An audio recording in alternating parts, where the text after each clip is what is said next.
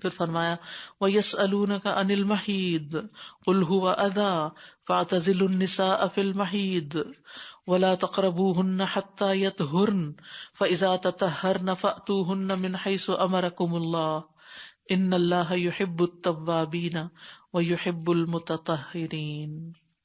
اور وہ آپ سے حیض کے بارے میں سوال کرتے ہیں، آپ کہہ دیجئے کہ وہ ایک اذیت ہے، تو حیض کے دوران عورتوں سے الگ رہو، اور جب تک وہ پاک نہ ہو جائے ان کے قریب نہ جاؤ، پھر جب وہ اچھی طرح پاک ہو جائے تو جہاں سے اللہ نے تمہیں حکم دیا ہے ان کے پاس آؤ، بے شک اللہ بہت توبہ کرنے والوں اور بہت پاک صاف رہنے والوں سے محبت کرتا ہے۔ اس آیت کا شان نزول یوں بتایا جاتا ہے، حضرت انس کہتے ہیں کہ یہود میں سے جب کسی عورت کو حیض آتا تو اس کو نہ اپنے ساتھ کھلاتے نہ پلاتے اور نہ ہی گھر میں اپنے ساتھ رکھتے، بلکہ الگ جگہ بنی ہوتی۔ مجھے ناردرن ایریا کی طرف جانے کا اتفاق ہوا اور وہاں پر کچھ قبائل ایسے ہیں کہ جو اب بھی اس طرح رہتے ہیں کہ عورت کو اگر پیریڈز آ جائیں تو اس کے لیے الگ جگہ بنی ہوئی بلڈنگ جیسے ہاسٹل نما، وہ گھر سے اس کو وہاں بھیج دیتے ہیں، یعنی اس کے ہاتھ کا پکا ہوا کھانا نہیں، اس کے ساتھ لیٹنا نہیں، اس کے ساتھ کوئی انٹریکشن نہیں رکھا۔ اور پھر ہم نے جا کے وہ بلڈنگ دیکھی، اس میں صرف عورتیں ہی عورتیں عورتیں عورتیں، تو بہت عجیب سی بات لگی کہ وہ کوئی کام کاج نہیں، ان کے ظاہر ہے سارا دن فارغ بیٹھے ہیں، کام تو گھر میں ہوتے ہیں۔ تو آج بھی اس طرح کی رسمیں موجود ہیں۔ تو یہود کے ہاں یہی رسم تھی کہ عورت کو الگ کر دیا جاتا تھا، لیکن اسلام نے آ کر اس چیز کو ختم کیا۔ تو پھر یہ کہ اس پر یہ آیت اللہ تعالیٰ نے اتاری تو نبی صلی اللہ علیہ وسلم نے فرمایا جماع کے علاوہ ہر کام کر سکتے، یعنی صرف فزیکل ریلیشن شپ درست نہیں، باقی ان کے ساتھ بیٹھنا، کھانا پینا اور انٹریکشن سب کچھ جائز ہے۔ ان کے ہاتھ کا پکا ہوا کھا سکتے ہو، حتیٰ کہ نبی صلی اللہ علیہ وسلم کا طریقہ یہ تھا کہ حضرت عائشہ بعض اوقات گوشت کے لیے ہڈی اٹھاتی ہیں، اس میں سے گوشت اتارتی ہیں اور نبی صلی اللہ علیہ وسلم اسی کو لے کر اسی جگہ سے کھاتے، حالانکہ وہ حائضہ ہوتی تھی، یعنی اس کا جھوٹا بھی کوئی ناپاک نہیں ہے، لعاب دہن پاک ہے، پسینہ پاک ہے، آنسو پاک ہے، باقی یہ کہ وہ نجس نہیں ہو جاتی، کیونکہ آپ دیکھیں ہر انسان کے جسم سے نجاست نکلتی ہے، چاہے مرد ہو یا عورت، تو کیا اس بنا پر وہ ناپاک ہو جاتے ہیں؟ نہیں، مومن کبھی ناپاک نہیں ہوتا، لیکن وہ جو نکلنے والی نجاست ہے وہ ناپاک ہوتی ہے، تو اس کے کچھ ادب آداب بتا دیے گئے ہیں۔ تو حیض کے احکام کیا ہیں عورت کے لیے کہ اس میں عورت نماز چھوڑ دے گی، نماز کو نہیں دہرانا، لیکن روزے منع ہیں، مگر پاک ہونے کے بعد روزوں کی قضا دینا ضروری ہے۔ اسی طرح مردوں کے لیے فزیکل ریلیشن شپ قائم کرنا منع ہے، لیکن ویسے ساتھ لگنا جو ہے وہ منع نہیں ہے، اسی طرح باقی کام بھی۔ لیکن اگر کوئی مرد کسی عورت سے حیض کی حالت میں فزیکل ریلیشن شپ قائم کرتا ہے تو اس کے بارے میں حدیث میں آتا ہے، رسول اللہ صلی اللہ علیہ وسلم نے فرمایا جس نے حیض والی عورت سے مباشرت یعنی صحبت کی، یا عورت کی دبر میں مباشرت کی، یا کسی کاہن کے پاس گیا اور اس کی کہی ہوئی بات کو سچ مان لیا، تو اس نے محمد صلی اللہ علیہ وسلم پر نازل کی جانے والی چیز کے ساتھ کفر کیا، یعنی یہ بہت بڑا گناہ ہے اگر اس حالت میں کوئی مرد ایسا کرتا۔ اب اس کا جو کفارہ ہے اگر کوئی کر بیٹھا ہے تو وہ عورت پر نہیں ہے، یاد رکھیے۔ اگر رمضان میں کسی نے ایسا کوئی جرم کیا ہے تو وہ جو 2 مہینے مسلسل روزے رکھنے کا اگر ایک روزہ جان بوجھ کے توڑا، وہ مرد پہ ہے، عورت پہ نہیں ہے، کیونکہ عورت اس معاملے میں صرف تعاون کرنے والی ہوتی ہے، انیشیٹ کرنے والی نہیں ہوتی، لیکن اگر انیشیٹ عورت نہیں کیا تو پھر عورت کے اوپر ذمہ داری ہوگی۔ نساؤکم حرث لکم فأتوا حرثکم انا شئتم وقدموا لانفسکم واتقوا اللہ واعلموا انکم ملاقوہ وبشر المؤمنین۔ تمہاری عورتیں یعنی بیویاں تمہارے لیے کھیتی ہیں، تو تم اپنی کھیتی میں جس طرح چاہو آؤ، اور اپنے نفسوں کے لیے نیک عمل آگے بھیجو، اور اللہ سے ڈرو اور جان لو کہ یقیناً تم اس سے ملاقات کرنے والے ہو، اور مومنوں کو خوشخبری دے دیجیے۔ یہ آیت بھی پچھلی آیت سے متعلق ہے۔ اب یہاں پر عورت کو ایک بہت قیمتی چیز بتایا گیا، اور خاص طور پر عورت کو اس لیے کھیت سے تشبیہ دی کہ کھیت بھی پروڈیوس کرتی ہے اور عورت بھی پروڈیوس کرتی ہے، اس میں کوئی برا ماننے والی بات نہیں ہے، کوئی بری مثال نہیں دی۔ آپ پوچھیں کسانوں سے، ان کو اپنی زمینیں کتنی پیاری ہوتی ہیں۔ تو پچھلی آیت میں یہ کہا گیا تھا کہ فَاعْتَزِلُوا النِّسَاءَ فِي الْمَحِيضِ، حیض کی حالت میں عورت کے پاس نہیں آنا، جب پاک ہو جائیں تو اس کا کیا مطلب ہے؟ حیض ختم ہو جائے اور وہ غسل کر لیں، تطہرنا، فَإِذَا تطہرنا کا مطلب ہوتا ہے نہا لیں، پھر اس کے بعد تم ان کے پاس آؤ، من حیث امرکم اللہ، جہاں سے اللہ نے تمہیں حکم دیا ہے، یعنی نیچرل وے میں، پیچھے سے نہیں، یہ منع ہے۔ ان اللہ یحب التوابین ویحب المتطہرین. پاک صاف ہونے والوں سے اللہ تعالیٰ محبت رکھتا ہے. توبہ سے انسان گناہوں سے پاک ہوتا ہے، چاہے اندر کی ہو چاہے باہر کی ہو. اور پاکیزگی اور صفائی جو ہے، جسمانی طہارت جو ہے، یہ اللہ تعالیٰ کو ویسے ہی بہت پسند ہے. یعنی صاف ستھرا رہنا، نہائے دھوئے رہنا، وضو کرنا، اپنے زائد بالوں کو اتارنا، استنجا وغیرہ درست طریقے پر کرنا، خوشبو کا استعمال کرنا، صاف ستھرے رہنا، بالوں، ناخنوں، ہاتھ پاؤں، ان سب چیزوں کی صفائی جو ہے یہ اللہ تعالیٰ کو پسند ہے، اور ایسا کرنے والوں سے اللہ تعالیٰ محبت کرتا ہے. یاد رکھیے جب جان لینے والے فرشتہ آئے گا نا، تو جو پاک روح ہوگی اس کو آ کے سلام کرے گا اور کہے گا اے پاک روح نکل اس بدن سے جو پاک صاف ہے. پاک روح پاک بدن سے نکل. تو اس لیے اگر نہانے کی ضرورت پیش آ جائے کسی وجہ سے تو اس میں بہت تاخیر نہیں کرنی چاہیے کہ سارا سارا دن انسان، بعض عورتوں کی عادت ہوتی ہے پیریڈ صبح ختم ہوئے اور شام کو جا کے نہا رہی ہیں اور بیچ میں نمازیں خراب ہو رہی ہیں. ایسا نہیں ہونا چاہیے. جب بلڈ کا انقطاع ہو جائے، ختم ہو جائے، ساتھ ہی نہا لینا چاہیے، کیونکہ پاک رہنا، صاف رہنا اللہ تعالیٰ کو زیادہ محبوب ہے. اسی لیے آپ دیکھیں حضرت بلال جو تھے ان کے قدموں کی چاپ نبی صلی اللہ علیہ وسلم نے جنت میں آگے آگے سنی تھی. تو ہم نے پوچھا بلال تم کون سا ایسا عمل کرتے ہو؟ تو انہوں نے کہا کہ جب میرا وضو نہیں رہتا تو میں وضو کر لیتا ہوں اور 2 نفل پڑھ لیتا ہوں. یعنی وہ مسلسل وضو سے رہتے تھے. تو اگر ممکن ہو، کچھ لوگوں کو میں نے دیکھا ہمیشہ وضو سے رہتے ہیں، کچھ لوگوں کے لیے مشکل ہوتا ہے، ان کے پیٹ میں ایسی کوئی تکلیف ہوتی ہے کہ وضو زیادہ دیر قائم نہیں رہتا. لیکن جن لوگوں کو ایسا مسئلہ نہیں ہے، وہ لمبا ٹائم پاک رہ سکتے ہیں، تو یہ جتنی دیر آپ پاک رہیں گے اللہ تعالیٰ کی محبت ہی حاصل ہوگی. تو اس لیے پاکیزگی کا اہتمام کرتے رہنا چاہیے. اور پھر آپ دیکھیے کہ یہاں پر عورتوں کے ساتھ جو تعلق ہے اس کو اللہ سبحانہ و تعالیٰ نے نکاح کے ساتھ جو حلال کیا ہے، اس میں یعنی جب تم چاہو دن ہو یا رات ہو اس میں کوئی ممانعت نہیں ہے. لیکن یہ کہ اللہ سے ڈرو، کسی کے اوپر ظلم زیادتی نہ ہو. عورت کے اگر حالات ایسے ہیں کہ وہ شوہر کے ساتھ تعاون کرنے میں ہمت نہیں رکھتی، یا بیمار ہے یا تھکی بھی ہے، تو پھر اللہ سے ڈرتے ہوئے اس کے ساتھ تعاون کرنا چاہیے. اور اسی طرح بیوی کو بھی شوہر کے ساتھ تعاون کرنا چاہیے، کہ اگر شوہر کا دل ہے اور بیوی کا نہیں ہے تو اس وقت ہر وقت حجت بہانہ نہیں ہونا چاہیے. واتقوا اللہ واعلموا انکم ملاقوہ، اللہ سے ڈرو، یاد رکھو اس سے ملاقات ہے تمہاری. سبحان اللہ، کتنے پرائیویٹ معاملات ڈسکس ہو رہے ہیں، کتنے اندر کی باتیں ڈسکس ہو رہی، اور یہاں تقویٰ کا حکم دیا جا رہا ہے. کیونکہ باہر تو کوئی آپ کو میاں بیوی کو لڑتے جھگڑتے دیکھ کے فیصلہ کر سکتا ہے یہ ظالم ہے، یہ اس کا قصور نہیں، اس کا قصور ہے. لیکن بیڈ روم کے اندر کون فیصلہ کرے گا تیسرا بندہ کہ کس کے اوپر زیادتی ہو رہی ہے، عورت پہ ہو رہی ہے مرد پہ، کون ظالم ہے؟ تو ان معاملات کو تقویٰ ہی ٹھیک کر سکتا ہے کہ اللہ سے ڈرو، اللہ سبحانہ و تعالیٰ کو اس وقت بھی اپنے سامنے پاؤ کہ وہ دیکھ رہا ہے. اگر میں نے کہیں ڈنڈی ماری اور اٹھ کے واویلا کیا اور مجرم دوسرے کو بتایا تو ہو سکتا ہے وہ دوسرا عورت بیچاری مغلوب ہو جائے یا مرد بیچارہ چپ کر جائے، لیکن اللہ کے ہاں تو سب لکھا جا رہا ہے. آپ دیکھیے باقی جگہوں پہ صرف تقویٰ کی بات، یہاں وَاعْلَمُوا، جان لو اچھی طرح، انکم ملاقوہ، تم اس سے ملاقات کرنے والے ہو. یاد رکھیے اگر یہ میاں بیوی کو یاد رہ جائے نا تو گھروں سے جھگڑے ختم ہو جائے. کیونکہ ہمیشہ ہر چیز میں اپنے آپ کو نہیں دیکھنا چاہیے کہ میں اس وقت کیا چاہتا ہوں، میری مرضی کیا. ابھی یہ بھی دیکھنا چاہیے کہ دوسرے پہ کیا گزر رہی ہے. دونوں فریقوں کو، مرد کو بھی عورت کو بھی، میاں کو بھی بیوی کو بھی، دونوں کو ایک دوسرے کا لحاظ رکھنا چاہیے، تب گاڑی خوشگواری کے ساتھ چلتی ہے. لیکن اگر انسان خود غرض ہو جائے کہ صرف میری خواہش اور صرف میری مرضی، دوسرا جیتا ہے یا مرتا ہے مجھے پرواہ نہیں، تو یہ چیز نفرت پیدا کر دیتی. اور جب میاں بیوی میں آپس میں نفرت ہو جاتی ہے تو اس کا سخت نقصان ہوتا ہے کہ ایک تو اپنی زندگی حرام ہوتی ہے، دوسری بچوں کی ہوتی ہے، اور تیسری خاندان والے ماں باپ کو بھی ستاتے ہیں، بہن بھائی بھی پریشان ہوتے ہیں. آپ دیکھیے کہ ہر خاندان میں کوئی نہ کوئی ایسی مثال ہوتی ہے کہ جن 2 میاں بیوی کے بیچ میں جھگڑے ہوتے ہیں، کس طرح سارا خاندان پریشانی سے گزرتا ہے کہ ان کا بنے گا کیا. تو اس لیے وَبَشِّرِ الْمُؤْمِنِينَ، مومنوں کو بشارت دے دو. تو یاد رکھیے یہ جو شوہر اور بیوی کا تعلق ہے نا، یعنی سیکشل انٹرکورس جو ہے، یہ ہمارے دین میں عبادت ہے.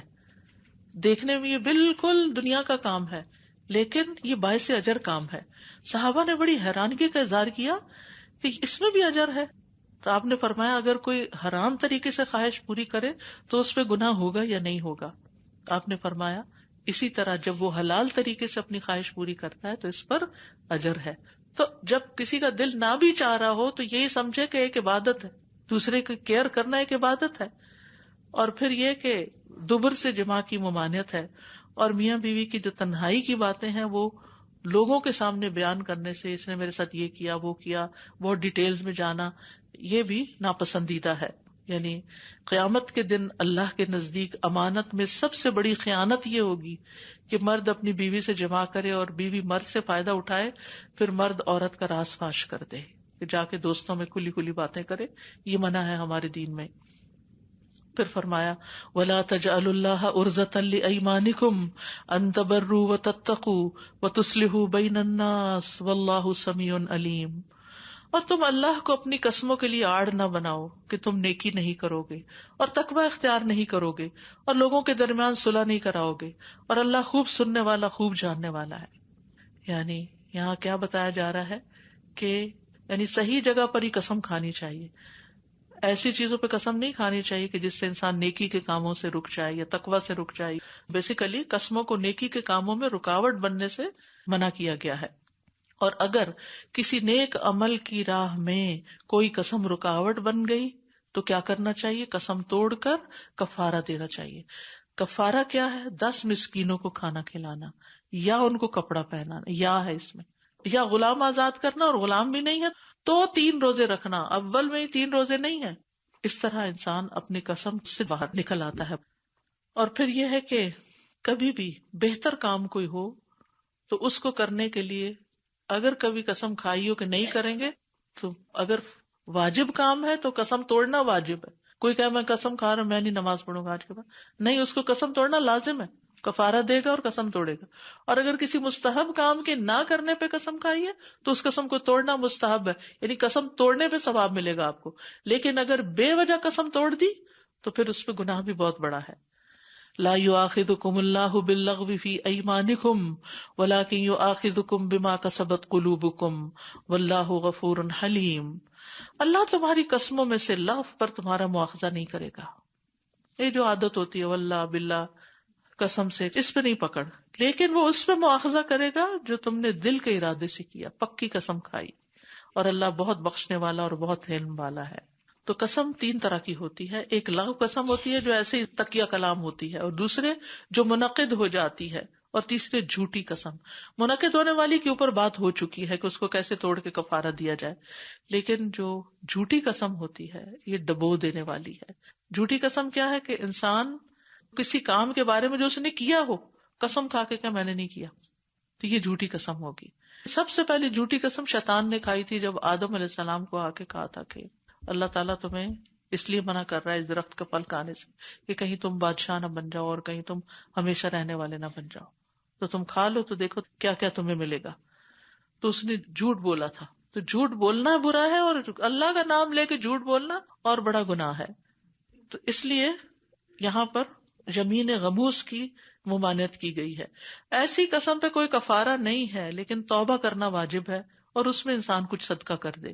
لیکن اس کی مذمت بہت زیادہ کی گئی، خصوصاً اگر جھوٹی قسم کھا کے کسی کا مال ہتھیایا جائے. جیسے لوگ کاروبار میں جھوٹی قسمیں کھاتے ہیں سودا بیچنے خریدنے کے وقت، اور یہ فجار کی علامت ہے. نبی صلی اللہ علیہ وسلم نے فرمایا جس نے قطع رحمی کی یعنی رشتہ داروں سے بے وجہ کاٹا یا جھوٹی قسم کھائی، وہ مرنے سے پہلے اس کا وبال دیکھے گا، یعنی کسی نہ کسی شکل میں اس کے سامنے آئے گی. نبی صلی اللہ علیہ وسلم نے فرمایا جس نے جان بوجھ کے بڑی تاکید کے ساتھ جھوٹی قسم کھائی وہ اپنے چہرے کا ٹھکانہ جہنم میں بنا لے. اس کے علاوہ یہ ہے کہ قسم ہمیشہ اللہ کے نام کی کھانی چاہیے، کیونکہ اللہ سب سے بڑا. باپ کی قسم، ماں کی، بیٹے کی، ان چیزوں سے منع کیا گیا ہے اور اسے شرک قرار دیا گیا ہے، یعنی ناپسندیدہ فعل بھی ہے.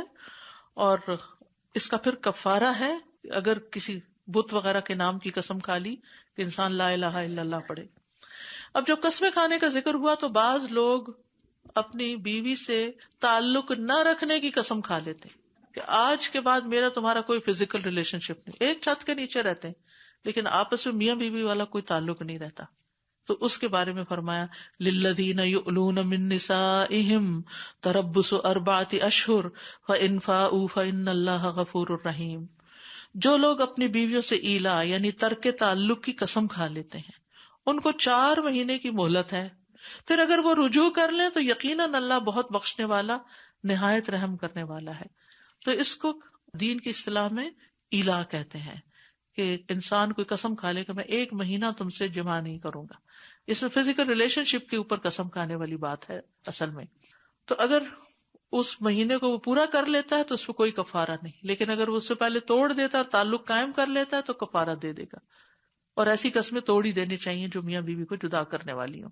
لیکن اگر کسی نے بغیر کسی تعین کے قسم کھا لی کبھی نہیں کروں گا تو اس کو حکم ہے کہ 4 مہینے تمہارے پاس مہلت ہے، یا تو اپنی قسم توڑو، کفارہ دو اور بیوی سے تعلق کرو، یا پھر تم اس کو طلاق دے دو۔ فَإِنْ عَزَمُوا الطَّلَاقَ فَإِنَّ اللَّهَ سَمِيعٌ عَلِيمٌ، اور اگر وہ طلاق دینے کا پختہ ارادہ کر لیں تو بے شک اللہ خوب سننے والا خوب جاننے والا ہے، یعنی اللہ کو سب پتا ہے۔ یہ کیا بات ہوئی کہ اللہ سننے والا جاننے والا ہے، کیونکہ طلاق کے معاملے میں ایسے گپلے بہت سننے میں آتے ہیں، طلاق دے کے مکر جاتے ہیں، ہم نے تو نہیں کہا، بیوی کہتی ہے میں نے خود اپنے کانوں سے سنا ہے، میاں کہتا ہے میں نے نہیں دی۔ بہرحال وہ تو بات میاں ہی کی ہوگی، پکڑ اس کی پھر اللہ کے یہاں ہوگی، کیونکہ اللہ نے سن لیا اور اللہ خوب جانتا ہے کہ دونوں کے درمیان کیا چل رہا ہے، کون زیادتی کر رہا ہے۔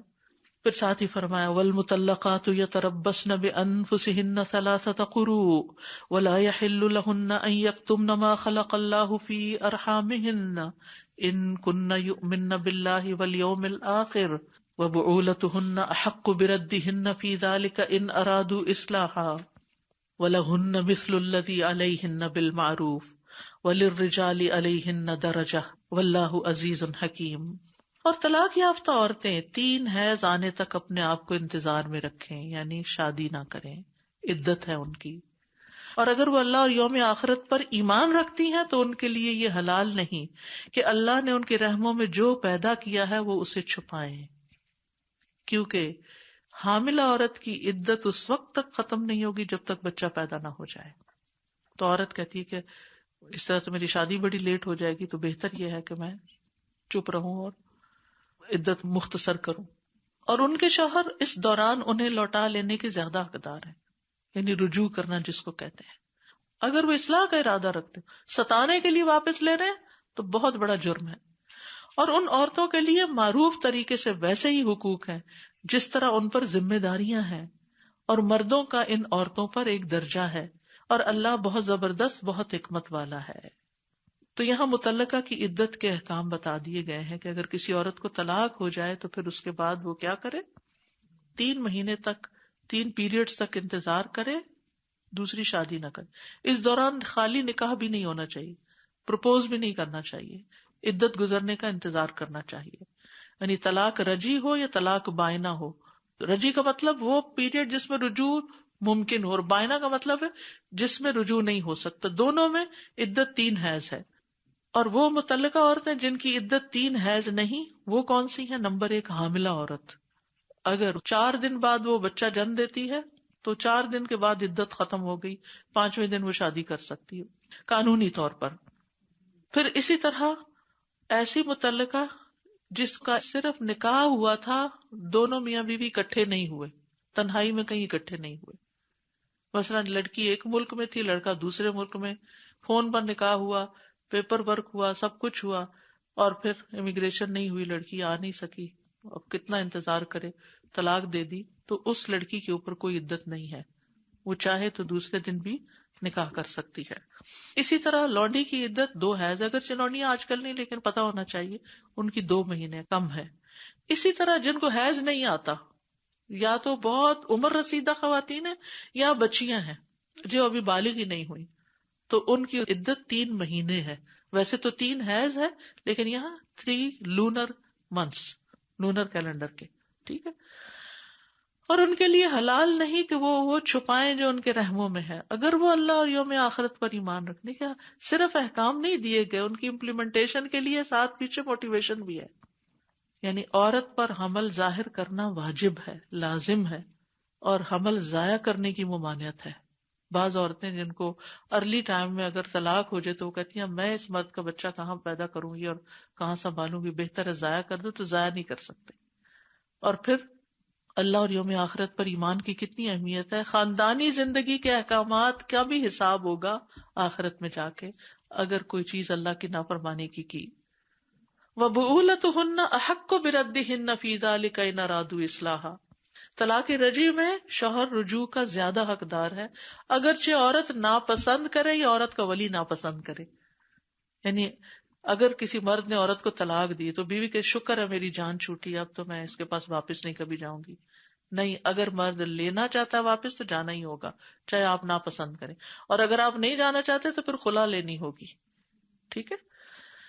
پھر رجوع کی شرط لگائے گی کہ اصلاح کا ارادہ ہو، یعنی آئندہ نبھاؤ گے، بساؤ گے، روز روز طلاق کی دھمکیاں نہیں دو گے، جینا حرام نہیں کرو گے. جس کی اصلاح کی نیت نہیں پھر وہ رجوع کا حقدار بھی نہیں. جو عورت کو صرف تکلیف دینے کے لیے، لٹکانے کے لیے کہ کہیں اور شادی بھی نہ کر سکے، ذلیل کرنے کے لیے ایسا کرتا ہے تو پھر اللہ دیکھ رہا ہے. اور رجوع کی دو قسمیں ہیں، عدت کے دوران رجوع کرنا اور عدت کے بعد رجوع کرنا. 3 مہینے کے اندر رجوع اور 3 مہینے کے بعد. اندر کر لیا تو کوئی دوبارہ نکاح نہیں، کچھ نہیں، بس نارملی واپس آ گئے. اور اس میں یہ بھی ضروری نہیں کہ فزیکل ریلیشن شپ ہو تو ہی رجوع ہوتا ہے. زبانی بھی کہنا کہ نہیں میں اپنی طلاق واپس لیتا ہوں اور تم گھر آ جاؤ، یا ہونا تو گھر میں ہی چاہیے، نکالنے کا تو اس کو ابھی حق ہی نہیں. اور دوسرا یہ ہے کہ عدت گزر چکی، 3 مہینے گزر چکے. اب اس مرد کو خیال آتا ہے کہ بچوں کا کیا ہوگا، اور میں نے بہت سخت غلطی کی، مجھے دوبارہ اسی عورت سے نکاح کر لینا چاہیے. تو دوبارہ بھی نکاح کر سکتا ہے 1 اور 2 طلاق کی صورت میں. اگر 3 ہو گئی ہیں تو پھر دوبارہ اس عورت سے نکاح نہیں ہو سکتا. پھر فرمایا ان عورتوں کے حقوق ہیں جس طرح ان پر ذمہ داریاں ہیں معروف طریقے سے، یعنی عورتوں کے بھی مردوں کی طرح حقوق ہیں. نبی صلی اللہ علیہ وسلم نے فرمایا خبردار رہو، تمہارے حق تمہاری عورتوں پر ویسے ہی ہیں جیسے تمہاری عورتوں کے تم پر حقوق ہیں.